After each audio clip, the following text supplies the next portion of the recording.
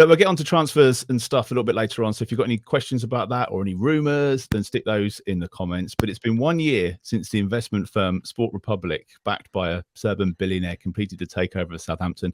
Of course, they bought an 80% stake in the club. It was a day for cautious celebrations at the time, but there was a real sense that whatever the future held, it couldn't actually be worse than life under the previous regime. So the big question is, I guess, what went wrong? And to help us get to the bottom of this, we're joined by a journalist who worked closely on the protracted takeover story and a regular on this podcast for the previous couple of seasons. The Athletic's Dan Sheldon is back. He can't stay away. Hi, Dan. Good evening. I feel like I haven't been away listening to the last 15 minutes of that. Gonna say, we're talking about dreadful football, the need for a win. Do we need to sack the manager? How terrible the owners have been. So yeah, nothing has changed. And my Sunday night hasn't been this downbeat since May. How's it all going? Are you well? Are you good? Yeah, very well, thank you. Very well, enjoying Manchester. So yeah, all really good. As I say, been listening to this podcast for the last 10 minutes, so You've taken my happiness down about 10%. Good. I'm pleased. Well, welcome back to the fold. Turn back the clock 12 months. We had an air of optimism. We were all really excited. It was a great podcast talking about the takeover and what might happen. So I know that you've been you were working on this quite closely at the time, and I know that you've been following the story. So what's gone wrong? I know that's a very big question, but how are we where we are now? How are we still talking about these problems? What's gone wrong with Sport Republic? I think for me, and this is me just, my opinion, I think there are several things that are at play here that have led to where Southampton are at the moment. And we can go into a lot more detail on all of them, but you've got strategy would be one, I think is worth looking at. Personnel would be another, the transfers and the policy around transfers now. And then you have to compare it with what was before in terms of structure, GAU, and so on and so forth. But I think the key one is strategy, really, because Southampton, for all the years I covered them, banged on about strategy all the time. It used to send you to sleep, but everything was about strategy. There was, it may not have been perfect, but they would always just say, this is the strategy, this is the strategy. Now, I have made quite a few notes, so I'm going to go through them. And at any point, interrupt. We'll jump in. You'll jump in. So first things first, the club did have a clear strategy, I would say. From covering them closely for a number of years, there was a clear line of management and everyone knew what they were doing. You had that cliche, the Southampton way, the SFC playbook. It was all there. We could all see what was being done, the way they recruited, so on and so forth. Now, for me, and I missed out some of your Nathan Jones conversation, how does the playbook they built over lockdown end up with Nathan Jones being appointed as the club's manager? It doesn't really, does it? It shows you that there's been a change in strategy somewhere. But even still, Sport Republic, for example, signed Lavia, a very good ball-playing central midfielder. How does that recruitment lead to Nathan Jones being appointed as the manager, considering he plays long ball football? There's just no, for me, joined up thinking at the moment. It just feels a little bit scattergun. And then you look at what led to them to Nathan Jones in the first place. We talk about data and the impact that had, but look at the personnel Nathan had at Luton. It was a predominantly English team that played physical football. Well, Southampton have players that play football, and it's just, for me, it's just baffling, right? That Sport Republic have looked at that and gone, this is our guy, considering he's not had any experience playing at this level or coaching at this level, working with the players he's now working with, and also being in a relegation battle in the Premier League. That in itself is alarming. And I think you have to, and I know fans don't like this, but you have to look at Southampton as a business, right? Now, in any other business, there are checks and balances, maybe apart from Elon Musk buying Twitter, that's gone up as well. But, you look at a clear structure, a clear line of hierarchy. At the moment, you've got a football club being run on the whim of Rasmus Ankersen, right? That's it. It's Henrik and Rasmus are, they've taken over full control of the club. Henrik listens to Rasmus from what I understand. And Rasmus is now coming up with all these ideas and they're being implemented.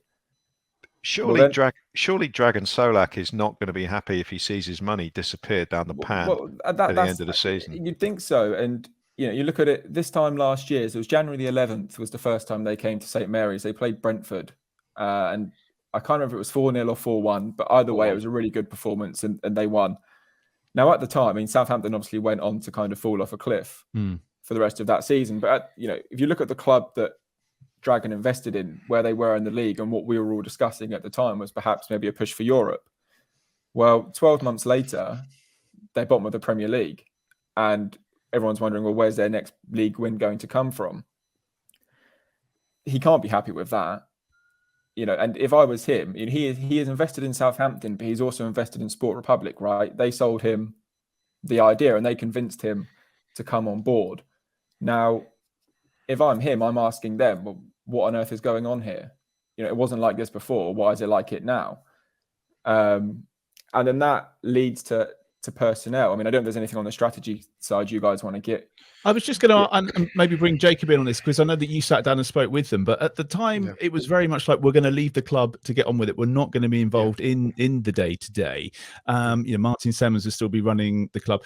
That doesn't seem to be the case at the moment. And the other thing, I think a quote from when you spoke to them, Jacob, was that about the recruitment policy being a gamble, and they said it could be a stick to beat us with if it doesn't work. Is now the time to start beating them with that stick, because it appears that it hasn't. Exactly. I think Dan spoke to Martin Semmens this time last year, and Martin said that he was going to have full autonomy still, and Rasmus would contribute, but he would let Martin carry on running the business. And that is something's been lost in that period since, because, as Dan says, Rasmus is in control of a lot of things. There's going to be a piece coming out this week on The Athletic about how he's overhauled the scouting system. There's a lot of departures within that scouting system. So there's a big overhaul. And one of the things I asked Sport Republic and Martin at the time was about signings, and he gave you that answer. I just thought, looking at it from the outside, it looks a very convoluted process. We're not really sure. Well, we know it's Rasmus, but we weren't really sure at the time who's in charge. Martin and Toby Steele were the guys that everyone could pin previously under Gow, and now this time Rasmus Ankerson's having the deciding say, but I don't think he's really made clear, especially in the last couple of months, about what his strategy was. I know there's a lot of metrics and data that goes into it, and Steve touched on it earlier, but there just seems to be something that's lost in translation, and there's such an unclear way of working. And as Dan said perfectly, it is ran by Rasmus, and he's got a lot of plates and he's spinning a lot, and I don't think they're all particularly working very well. Rasmus Ankerson has a website, because he obviously does a lot of keynote speeches for big companies, Google, Nike, Pepsi. They all employ him or pay him to come and talk. And in his second book, there's a promo video on his website, and it's like a 5-minute clip. I'd recommend Southampton fans to go and watch it, because there's a section and it's titled, if it isn't broken, consider breaking it. Right? Brilliant. I mean, just go and watch the video, and it gives you an idea of what he thinks and how he kind of operates within a business, and maybe it will build a picture of what's going on at Southampton. But yeah, the section is, if it isn't broken, then you should consider breaking it. It's called Hunger in Paradise. So I would definitely go and watch that video. That sounds amazing, Dan. I really don't want to watch it. I was just going to, Steve, on the recruitment thing, when we were signing these players and we were spending all sorts of money, we at the time we were like, this could be one of the best transfer windows that we've had. And then all of a sudden you start to see the gaps, and they are very big gaps. Like letting Romeo go, for example, seems to be dreadful. And of course, not being able to get a striker in, putting the manager to one side. He's not responsible for the fact that we can't score a goal at the moment. No. Well, yes and no. Yeah. I mean, he's not responsible for the makeup of the squad and the sort of imbalances that it has. But at the end of the day, the reason managers are managing at the top level is because they're able to make do with sort of various things like that. Every team gets injuries, and you're missing key players every so often, and you have to tailor your teams and your tactics to suit that. It's not football. It's not a game of Football Manager where you literally just plug in a guy who's got a few stats that vaguely fit the position on the pitch that you want to fill on your bog standard 4-2-3-1 system. That doesn't work in real life, really, for the most part. You've got to be more subtle and more sophisticated about it, and it just baffles me that we're in this situation, having had yeah. And as you say, we were reasonably positive about the summer window in terms of those signings we made. They all looked exciting. They all addressed individual weaknesses that we thought that we had in the squad. And I mean, to the most part, most of them have contributed, and they've looked okay. I mean, I don't think anybody quite foresaw that Romeo Lavia would be our most important player literally 3 games into the season. Yeah. And then 3 weeks later, he'd be missing until Christmas through injury. So that's one of those things where you just kind of you're a little bit unlucky. But I mean, they could easily have just vetoed Romeo's move to Girona, surely, couldn't they? I mean, surely the signings that we made from City on deadline day weren't contingent on us letting Oriol Romeo go and play for Girona at the bottom end of La Liga. Yeah, I think on the recruitment, I do think, let's not kind of kid ourselves and think that the previous board's recruitment was fantastic, because it certainly wasn't. I mean, they signed Shea Adams, who has scored a few goals, but you could say it probably hasn't worked out how they would have hoped. So then they go and sign another championship striker for the same money. And again, that's not worked out. This is the board that signed Lianco. But Sport Republic have taken it to another extreme, I think. And with Romeo, so I know for a fact he went to. He was basically blocked from leaving the club in the summer. They didn't want him to go. So he went to Sport Republic and said, I'd like to leave. And they let him leave.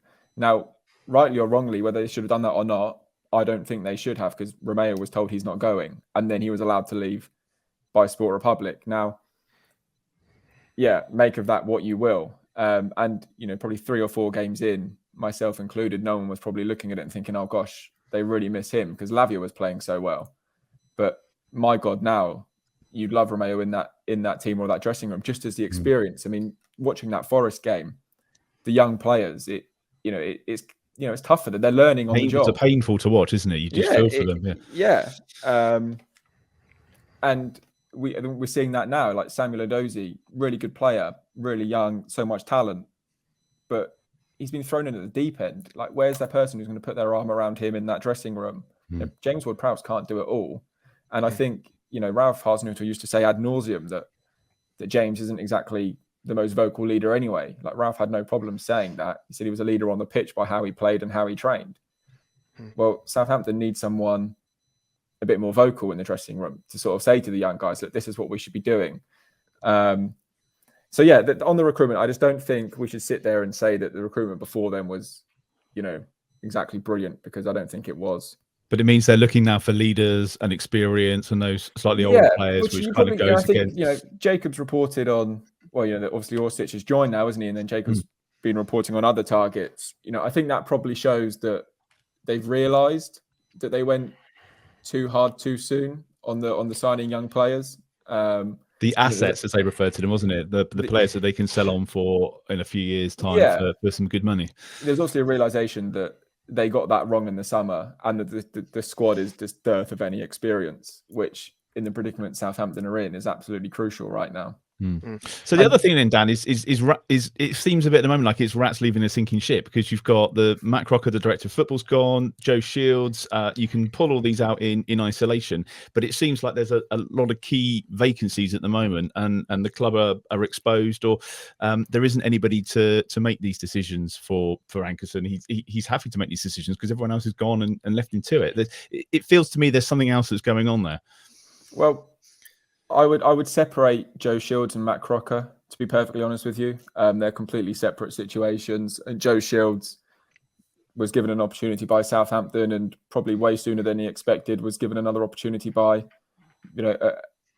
one of England's biggest teams. Although it left Southampton in a bit of a hole and it didn't look very good how it all played out, I don't think you can really blame him for doing it. It was quite an obvious career choice, wasn't it? If he's come to Southampton and now he's been offered a similar kind of role at Chelsea. So for double soon, the money, probably, I guess. you're going to do it. I mean, look, you're going to do it.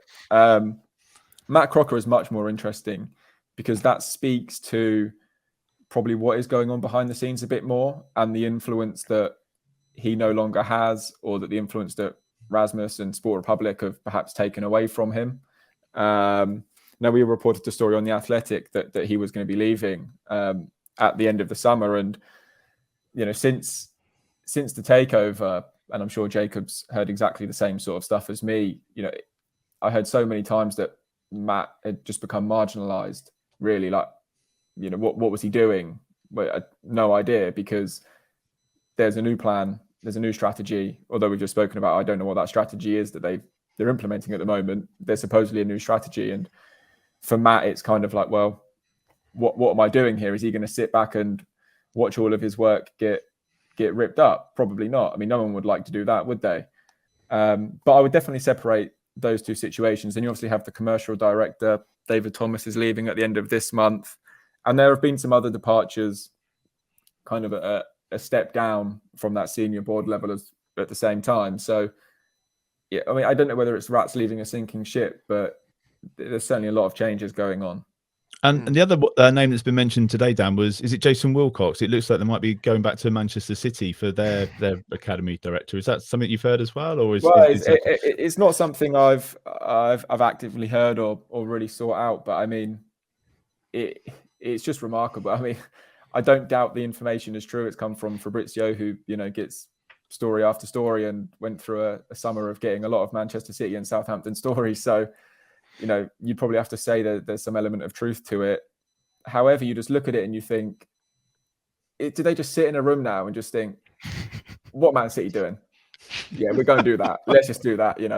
Who was Joe Shields' deputy? Yeah, let's just get him. Like, it is going to be great. But I don't know if it was Steve. I think Steve may have mentioned it, or may have been you, Martin, sorry, about the communication element, which I think is a really important factor since the takeover. There hasn't been any communication. I mean, under Gow, no one ever heard from Gow anyway, but you would have, I think Toby would come on the podcast, or BBC Solent, or Martin might come on the podcast, or BBC Solent, or there'd be fans forums, and that stopped, right? So fans are now guessing at what's going on behind the scenes. And if there's ever a time for Sport Republic to come out and talk, it would be now, or put Toby Steele up for interview by you guys, by Adam Blackmore, by Jacob, whoever, to explain what's going on.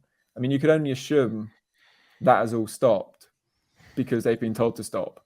Adam Blackmore said on the radio last week that he's been trying to get an interview with Sport Republic for 12 months. And I'm sure, I know Jacob did one piece on them, but that was more about, longer term vision rather than what's happening this season and are we going to get relegated or not, which I think is what's at the forefront of most people's minds at the moment. I find the lack of communication kind of alarming, baffling, really, isn't it? It's really odd. And it, no matter what, I mean, you could sit through those fans forums and you might think that Martin, Toby and co, they're all waffling on, but they're there. They will answer questions. Now, I heard a story around Christmas that Martin was actually walking around the hospitality boxes at St. Mary's, where fans were asking him questions, and he would answer them. I heard that from within the club. So basically, if you pay enough money, then they'll answer questions.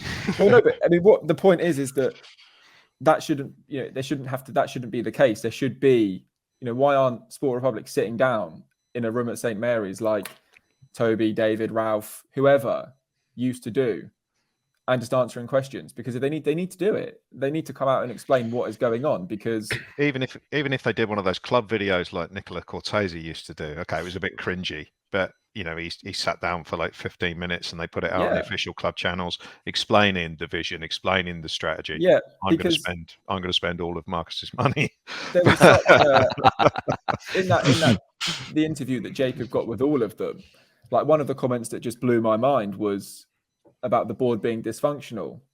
Now, if Henrik describes the previous board as dysfunctional, like, how on earth do you describe the current setup? Like, genuinely, like, really, that to me is baffling. So I'd love to ask him ask him that. But the communication is huge. I can't believe that, you know, it's been stopped, or it appears to have been stopped. I think that's quite alarming. It all feels a at long time. way from that interview you did, Jacob, because Yeah. you were the one that sat down with them and they set out the plan, and you kind of read through that and you go, as a fan, I'm quite buoyed by what they've got to say. There's some really good stuff in there, and I felt really confident. I didn't think that a few weeks or months later I'd be sat here thinking that all the work that Gal and Ralph and Martin Semmens had done has suddenly been unravelled and ruined, and there doesn't seem to be any accountability. No, I did find them really interesting when in the couple of hours I had with them, and I do feel if supporters had that opportunity as well, I think they would understand a little bit more, especially at a time where Rasmus especially is making such sweeping changes and he's trying to change things and fit his image, but supporters don't really know what his image is. And it's been mentioned to me a number of times by different people about how he's making these changes at a time where the league position and everything around the club, the fan base, you know, their feeling towards a manager is just so precarious. There's no stability. There's no stable base where they can then make the changes. If you are going to make the changes, you've got to communicate with the fans. You've got to at least let people know, because there's staff inside that club that are second guessing. And if they're second guessing, then you can only imagine what supporters are thinking as well. So where do we go from here, Dan? What's next? Give us some good news. What's Manchester City on Wednesday night, which is next? Yeah. So do you think from what you know about Sport Republic, do you think they're going to be addressing the issues? Because clearly things are not right at the moment. Are they going to have a desire, do you think, to come out and talk like you say and make some key appointments and get things right? Or do you think they're going to be more of a closed shell and this is our way and that we're going to do things we want to do it and like it or lump it? I think if they aren't going to look in the mirror now and reflect on some of the decisions they've made over the past few months and try and reverse those and perhaps empower others at the football club, then are they ever going to do it? Probably not. I think it's a really important time over the next few weeks, months, however long, where a sense of normality kind of resumes behind the scenes, because it does just look like, as you say, one person making all of the decisions, which is fine if there are relevant checks and balances and there's a process and a clear, you know, hierarchy to what's going on. But it just doesn't look that way now.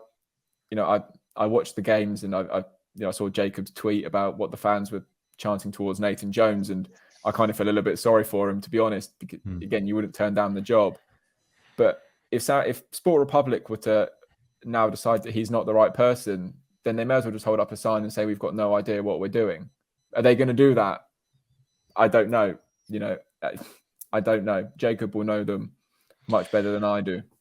Rasmus is a very confident, headstrong guy. So I've spoken to Dan about this a few times and other people. I'm not sure even if Nathan Jones's position was untenable, he would be that keen to pull the trigger, because it's an admission that he's made a big mistake. And he's a man that, you know, he takes pride in his reputation of all the things he's done. He's only 39. He's got a fantastic CV on paper, and I think any damage to that would hurt him. So I'm not sure he'd be too keen to make that change so quickly. But it's a modern thing, isn't it? That that people in power don't admit their mistakes anymore.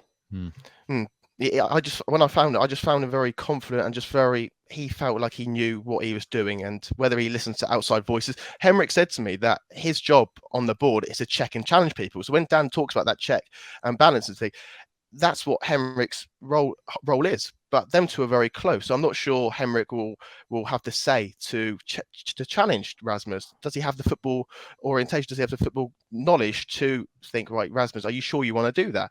I think Rasmus has got full control of that club and that multi-club model, and he's going to continue to do it as long as his ego and his headstrong ability allows him to. Well, he's going to carry on doing it as long as Dragan Solak lets him do it, and getting relegated and knocking millions off the turnover of the biggest asset at a stroke is not going to look great on his LinkedIn profile. He can be as stubborn as he wants and keep this guy in charge, and we will get relegated 100%. Or he could admit he's made a mistake by replacing him and then have a chance of not having that big blot on his CV at the end of the season. So I don't know how this is going to go. It's I mean, I think Brentford away, that really miserable performance, where I can't remember what the score was, 3-0 or whatever. 3-0, yeah. That's where the first time I ever heard Southampton fans calling for Ralph to go was in that game, and that took 3.5 years. Yeah, I mean, it's taken 3 games, 3 games, 3 minutes. yeah, for the fan, and it's going to be so hard for Nathan to kind of claw that back, because I think first impressions are so important. And while I didn't watch the Lincoln game, I read about it and I've seen clips, and it's hard to kind of win the fans back from that moment on. It's not good. It's interesting to think about the multi-club, and if another club hears that Sport Republic are in for them, they're going to be running for the hills and hoping that it doesn't happen. And I never thought that we would be talking about this and having these conversations a year in. Honestly, this is not how it was going to work out. So we can only hope that in 12 months' time things are different. But it all starts on the multi-club model theory is good. And, when they bought the club, it sounded great, but they've spent too much time doing what they said they weren't going to do, running Southampton, and grow it, and not enough time doing what they said they were going to do, growing Sport Republic. So you have to find the balance.